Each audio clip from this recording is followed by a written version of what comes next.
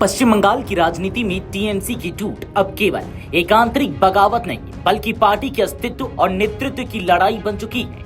एक तरफ पूर्व मुख्यमंत्री ममता बनर्जी खुद को पार्टी का वैध अध्यक्ष बता रही है, तो दूसरी ओर ऋतव्रत बनर्जी के नेतृत्व वाला बागी गुट अरूप रॉय को नया अध्यक्ष घोषित कर चुका है। चुनाव आयोग से लेकर पार्टी फंड, चुनाव चिन्ह और संगठन पर नियंत्रण तक हर मोर्चे पर दोनों धड़ों के बीच टकराव तेज हो गया है।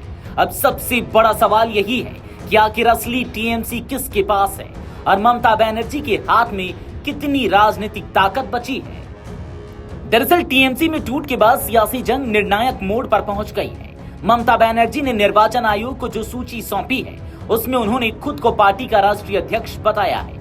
उनके साथ सुब्रत बख्शी उपाध्यक्ष, अभिषेक बनर्जी राष्ट्रीय महासचिव, डेरेक ओब्रायन और डोला सेन संयुक्त सचिव और सुभाषिष चक्रवर्ती कोषाध्यक्ष के रूप में दर्ज है। ममता बनर्जी ने 24 सदस्यीय राष्ट्रीय कार्य समिति की सूची भी आयोग को सौंप दी है। दूसरी तरफ बागी खेमे ने अपनी अलग राजनीतिक पहचान बनाने की दिशा में बड़ा कदम उठाया है। विधानसभा में विपक्ष के नेता ऋतव्रत बनर्जी ने अरूप रॉय को सर्वसम्मति से पार्टी का नया अध्यक्ष घोषित किया है।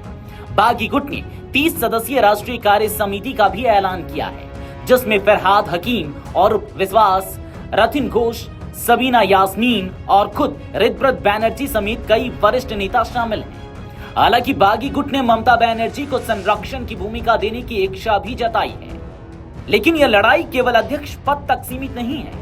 पार्टी फंड, संगठनात्मक नियंत्रण और सबसे अहम चुनाव चिन्ह को लेकर भी दोनों गुट आमने सामने हैं। टीएमसी की अनुशासनात्मक समिति ने फरहाद हकीम और विश्वास, अरूप रॉय, जावेद खान, रथिन घोष और सबीना यास्मीन सहित कई नेताओं को कारण बताओ नोटिस जारी कर पार्टी विरोधी गतिविधियों का आरोप लगाया है। राजनीतिक जानकारों का मानना है कि आने वाले दिनों में असली लड़ाई निर्वाचन आयोग के दरवाजे पर होगी। आयोग को तय करना होगा कि पार्टी के संविधान, संगठनात्मक समर्थन और जनप्रतिनिधियों की संख्या के आधार पर टीएमसी की वैध कमान किसके हाथ में रहेगी। फिलहाल ममता बनर्जी के पास पार्टी के पुराने संगठन, केंद्रीय नेतृत्व और आधिकारिक दस्तावेजों का आधार है, जबकि बागी गुट दावा कर रहा है कि उसके साथ बड़ी संख्या में विधायक और वरिष्ठ नेता खड़े हैं। यानी बंगाल की राजनीति में अब असली मुकाबला केवल सत्ता का नहीं बल्कि असली टीएमसी की पहचान का है।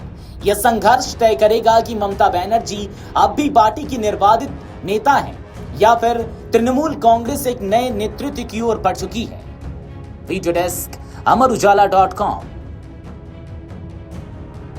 अगर आप ये वीडियो YouTube पर देख रहे हैं तो हमारे चैनल को सब्सक्राइब कर बेल आइकन दबाएं और Facebook पर देख रहे हैं तो हमारे पेज को लाइक करें।